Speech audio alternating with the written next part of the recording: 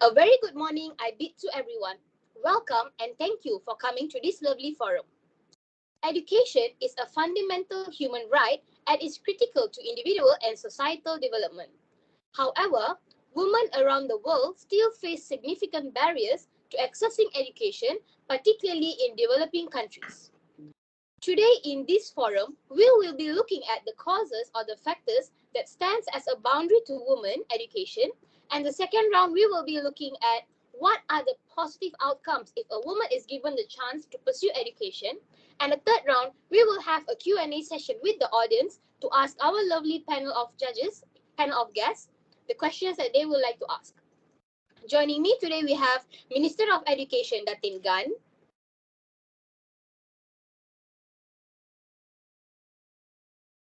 Good morning to the respected moderator and also fellow panelists.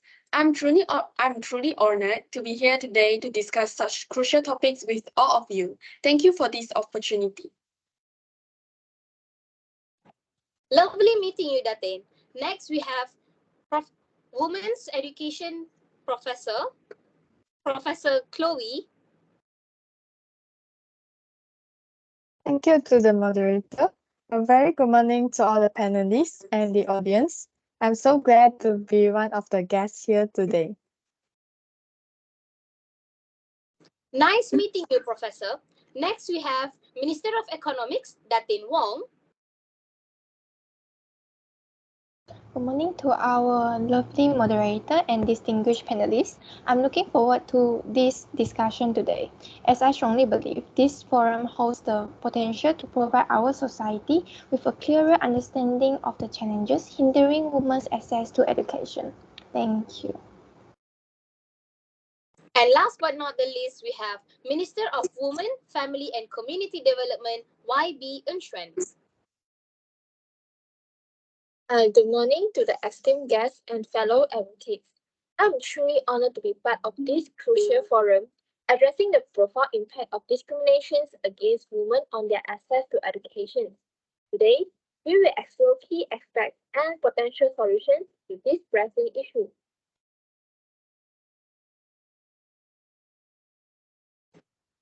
Thank you so much for joining us today. Now, ladies and gentlemen, a 2019 report by the United Nations Economic and Social Commission for Asia and the Pacific, Closing the Gap, Empowerment and Inclusion in Asia and the Pacific identifies gender as a factor that restricts to access of completion of education and states that little has changed in this regard over time. So, if the group with the poorest education outcomes was adolescent girls at the beginning of the century, the situation remains the same in the mid-2010s. So to begin our forum today, I would like to ask, what do you think are the causes for these boundaries to happen in the way of a woman empowering or pursuing education? Datin Gan, what is your thoughts on this? All right, thank you, Moderator Krisha. So I'm going to unravel a critical challenge impacting women's access to education, which is teenage pregnancies. According to the gender data of the World Bank, in 2019, there are over 12 million adolescent girls aged from 15 to 19 who experience childbirth. So in this case, continuing education becomes less likely for teenage mothers, thus limit their potential and also frequently leads to diminished lifetime earning. The reason is that the early onset of parenthood will probably disrupt the educational pathway of young women, which create formidable barriers to complete their formal schooling. As they navigate this delicate equilibrium between increased responsibilities and academic pursuits, the struggle often manifests in elevated dropout rates. So consequently, this conflict to harmonize between parenting duties and also education will significantly constrict young women's access to the educational opportunities, which are essential for their empowerment. Thank you. Yes, I totally agree and definitely understand why. It's because, when a teenage girl who's supposed to be adventuring the world and studying suddenly enters parenthood, she most probably wouldn't be able to spend as much time for herself or even for her education herself. Next, I would like to ask Professor Chloe, I'm sure you have done a lot of research on this. So what's your thoughts? Thank you to the moderator. So for today's topic, I'm going to emphasize that the cultural norm is one of the factors that contribute to women's accessibility to education due to the gender stereotypes and traditional gender roles. These stereotypes often manifest in limited expectations for women's intellectual capabilities, which can lead to reduced support for their educational pursuits. Additionally, cultural norms may discourage women from pursuing certain fields of study or career paths, such as engineering, reinforcing the gender gap in education. In many societies, women are expected to prioritize family responsibilities over education and careers. Girls are frequently socialized to take on household duties with the understanding that they would be financially dependent on male, while boys' education is prioritized as a result of the stereotypes of males being the breadwinners. In this case, it creates barriers for women who aspire to pursue higher education. Thus, we need to challenge these cultural norms to ensure equal opportunities for women in education. That's lovely, Professor. And I believe that that's a stereotype that shouldn't be existing as we are in 2024, right? All right, moving on, I would love to ask our Minister of Economics, Datin Wong, do you think this issue has any correlation to economics? Thank you for the opportunity, moderator. It is evident that poverty significantly limits women's access to education. Families experiencing financial hardship grapple with difficult choices. Should they allocate their limited resources toward educational expenses like tuition fees, stationery, and exam fees, or prioritize meeting basic needs? Unfortunately, in many instances, educational expenses for girls are perceived as non-essential. Consequently, some girls are forced to stay at home, engage in household chores, seek employment at a very young age, or even enter early marriage to ease economic burdens. This is evidenced in an article I came across by Leah Rodriguez titled Understanding How Poverty is the Main Barrier to Education. Highlights this issue, noting that families unable to afford the cost of school, they are more likely to send boys than girls, resulting in around 15 million girls will never get the chance to attend school, compared to 10 million boys. Therefore, investing in women's education emerges as a crucial step in reducing gender inequality and breaking the vicious cycle of poverty.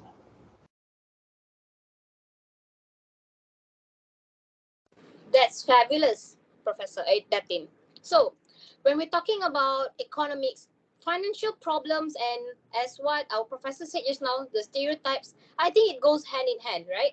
So, a family that's financially imbalanced would most probably choose the daughter to risk her education first and not the son. And last but not the least, YB and Xuan, what do you have to say about this? Thank you to the moderator, Krisha. So, discriminations often deprives women and girls of access to vital support service, counseling, and legal assistance. This denial makes it exceptionally challenging for them to cope with the aftermath of gender-based violence and impact their ability to pursue education. We must acknowledge this barrier and actively work to dismantle it. Additionally, women and girls may encounter sexual harassment and violence not only within education institutions but also on their way to school. The physical safety of girls can be compromised due to lack of public transportation, infecting a law enforcement, and especially poorly lit areas. For example, inadequate street lighting in certain areas can create an environment conducive to harassment and violence, as it provides cover for progresses and making it difficult for women to seek help or escape unnoticed. Thus, it is essential for us to address these issues and advocate for safer community environments.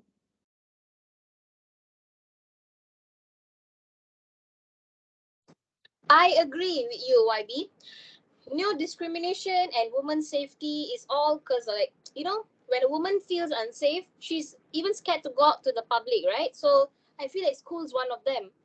That's lovely hearing all of your thoughts and ideas. Now let's move on to the next round. So why do you guys think it's important for us to overcome these boundaries and issues today? Yeah, I would first love to hear from our YB Inchuan. YB Inchuan, what do you have to say about this? Okay, so thank you for the lovely moderator. So it cannot be denied that gender equality is a fundamental human right that impacts every aspect of our life. Gender equality means providing every individual, regardless of their gender, with equal opportunities and rights in all aspects of life. This includes education, employment, and participation in decision-making processes. It is not just a matter of fairness, and it's a fundamental human right that we must uphold and champion. One of the significant impacts of gender equality is its role in promoting social justice.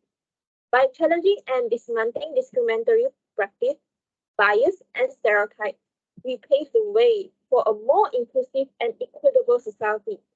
This ensures that everyone, irrespective of their gender identity, has an equal chance to thrive and contribute to the community. Gender equality is not just about numbers, it's about diverse perspectives. Having women in leadership positions is a key aspect of this. When diverse voices are represented in decision-making processes, it leads to more effective and just government. It enriches discussions, fosters creativity, and ensures that policies consider the needs and experience of all members of society. Gender equality extends to education and employment.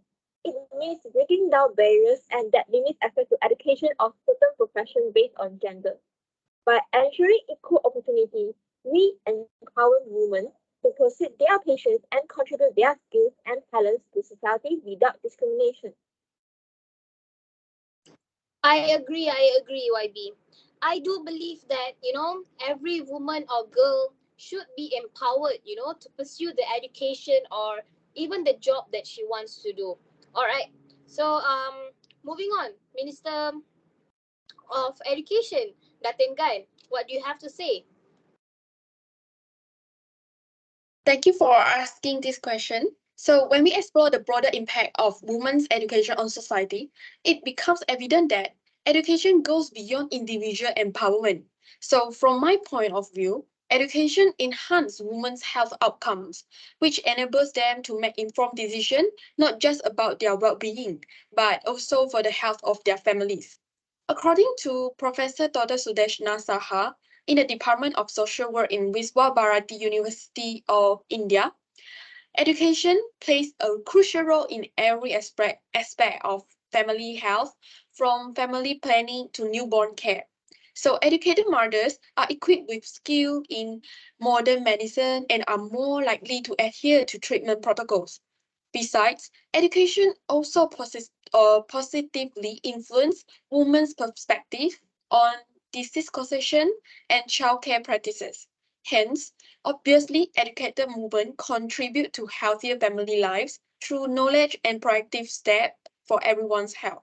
I believe this ripple effect will extend the broader society, thus fostering a healthier and more informed community. Thank you. That's a lovely thought you shared with us, Datin.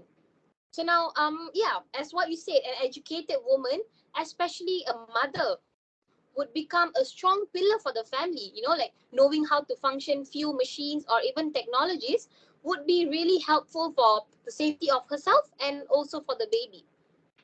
Okay, so moving on.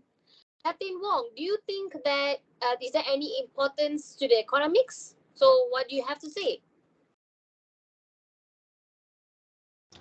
Thanks for inquiring, Moderator Krisha. I recently studied a report by Chatham House and Vivid Economics focusing on evidence for action regarding gender equality and economic growth, which underscore the pivotal role of gender equality in promoting growth of the economy. The report highlighted that more educated women can undertake the and encourage higher value economic activity. Countries are rarely wealthy if they have poor gender equality in education. This is due to the fact that education equips individuals particularly women with essential interpersonal skills such as communication, leadership, and teamwork, which serve as a catalyst for expanded employment opportunities and driving economic growth. The involvement of educated women in the workforce leads to higher income levels, generating widespread benefits for entire communities and economic growth. Moreover, educated women often foster creativity and enhance efficiency within organizations by introducing fresh ideas and contributing their unique perspectives across various sectors. They play a crucial role in advancing societal development and economic prosperity. Therefore, by investing in the education of women, we are not only empowering individuals but also laying the foundation for vibrant economics and flourishing societies. Thank you. A very elaborated idea shared by our Datin, yeah? So, as we all know, women's population is more than men's population. So, when an educated woman, joins the workforce, I believe the economic do rise as well. And when a woman joins the workforce and she's educated, it'll also boost her confidence in many ways. So, it's also will, create a better workspace for them. And last but not the least, Professor Chloe, I guess you have done a lot of research on like why this is important. So do share some of your ideas with us. Thank you to the moderator, Krisha. So I believe that there is a strong correlation between social empowerment and women's education. Education equips women with the knowledge and skills that are necessary in order to participate actively in society development. Besides that, education also empowers women by enhancing their confidence and decision-making abilities. In this case, it breaks down society barriers and challenges the traditional gender norms. For example, the research done by Duflo and Topalova in 2004 on the impact of reserved seats for women in local level government in India show that reserved seats for women improve community level infrastructure.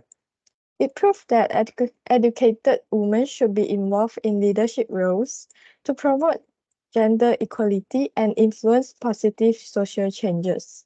Furthermore, education is a powerful tool for combating gender-based discrimination. When women are educated, they are better equipped to advocate for their rights and challenge systemic inequalities. The benefits of women's access to education in this case had extended beyond the individual to the entire community. Thank you so much for sharing, Professor. Now, I do agree with each and everything that our professor just said. Let's talk about how even this forum today is filled with four beautiful women who's educated and they are all ministers and professors.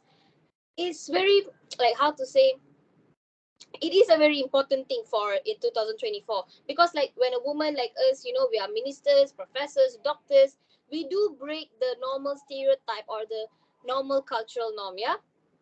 Okay, so moving on, we are going on to the last round, and I would like to ask any of the audience here today, do you have any questions to ask our lovely panel of guests?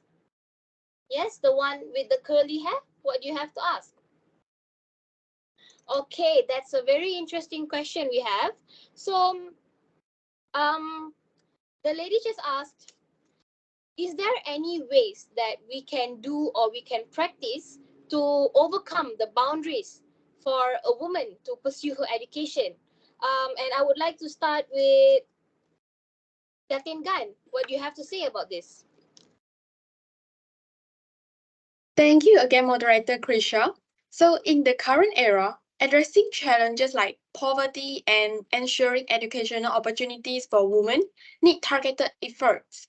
So a key strategy is to provide scholarships, which is designed to alleviate financial constraints and enable girls to pursue education without any hindrance.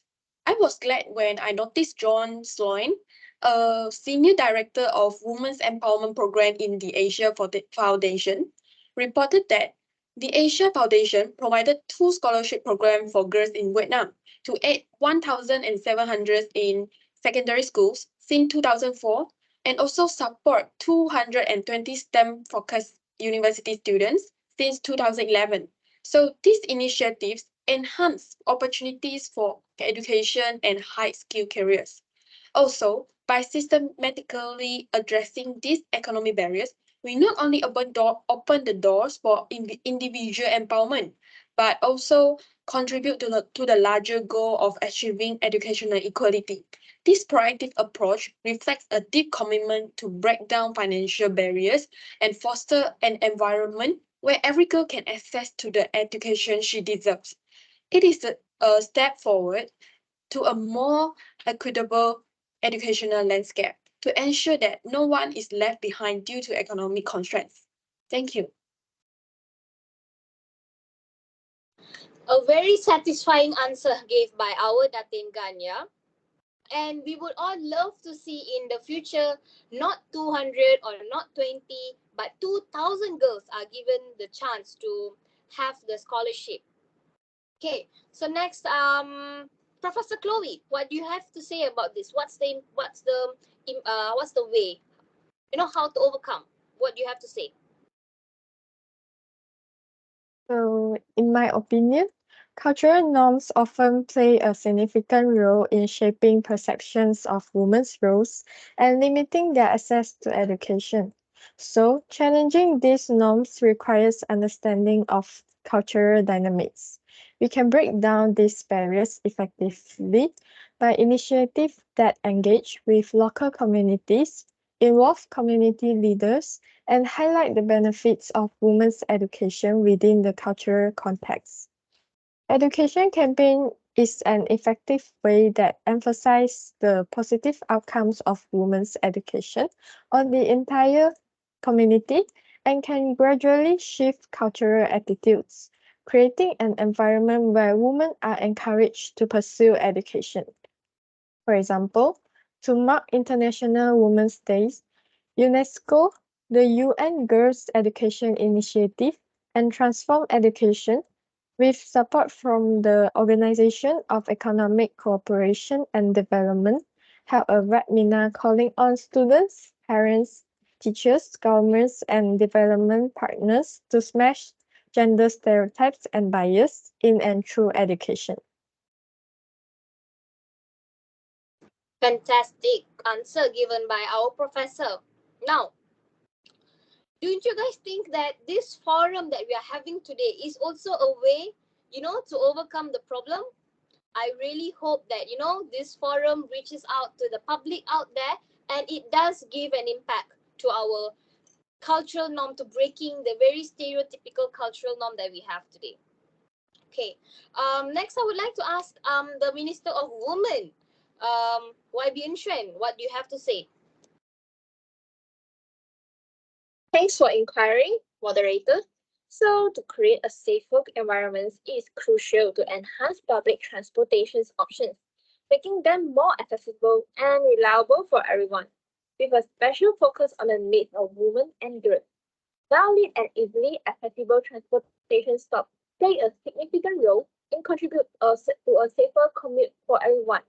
In some cities, such as Malaysia, innovative solutions have been introduced to directly address concerns related to harassment. Women-only transportation service. This service offers a safe and comfortable environment, often with female drivers, allowing women and girls to travel without the fear of harassment. Besides, our country also provides women coaches in public transport such as MRT, monorail, and others. This is a commendable step towards fostering a secure commuting experience. Safer transportation not only address immediate concerns related to harassment, but also has broader implications. It enables women and girls to pursue education, employment, and other opportunities without the constant worry for their safety. By creating a secure environment, we empower women to participate more actively in society, contributing to its overall development. That's really, really such a great idea, and how to overcome this problem. Because as a public transport user myself, I do see a lot of women coaches and all that. And I think that it did make an impact, to the society today.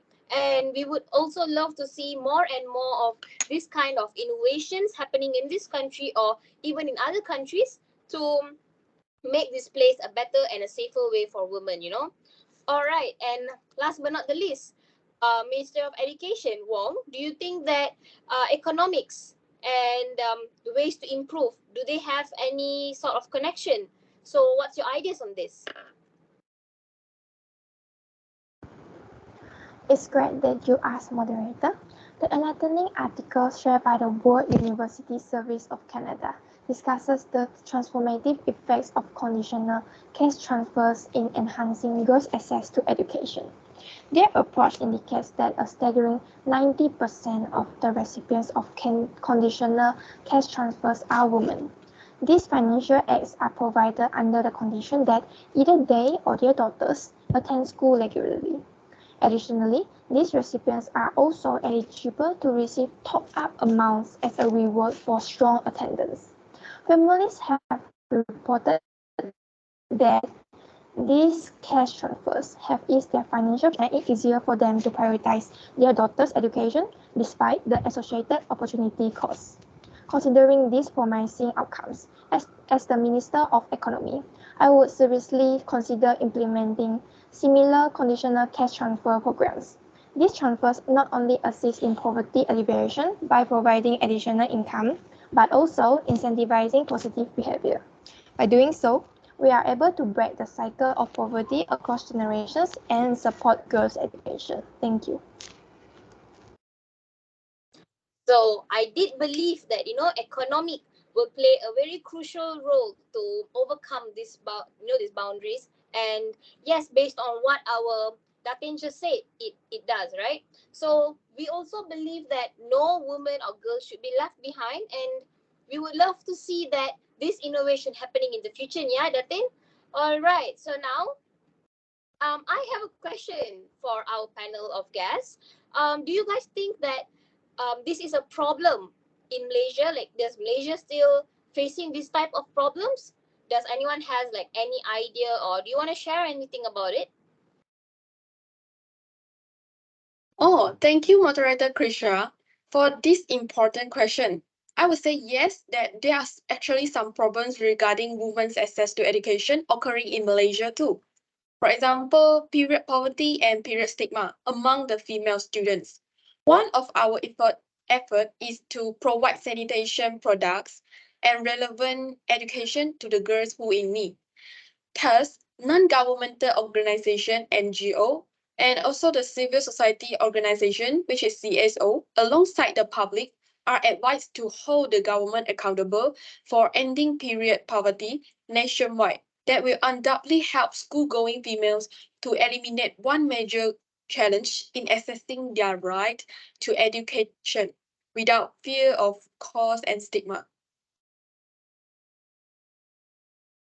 Yes, I feel like that's something that all of us can relate to. Women having to face this period stigma and all that. And that is also one cause why, girls not wanting to attend school and pursuing her education because of this cultural norm, this stereotype, right? And I believe, like, with all these powerful women that we have today in this forum, we will one day overcome this problem as well. All right, guys. So we've reached the end of our forum today. And I would like to share something that I've read in the UN Human Rights Council page. So as cited in UN Women 2015, UN Human Rights Council education, particularly at secondary level, is associated with positive outcomes for women and girls, including greater awareness for their rights, greater participation in decision making, reduced probability of early marriage and childbearing, and reduced likelihood of dying during childbirth. And all these themes, all these topics has been discussed and has been shared by our panel of guests here today. I think we all can agree that having access to education is a fundamental right and a key factor in promoting women with the necessary skills, knowledge, and confidence to participate in society, exercise their rights, and improve their lives. I do hope that this forum will reach the public and there will be a change in the future. Thank you guys so much for joining our forum today, and we will see you guys next time.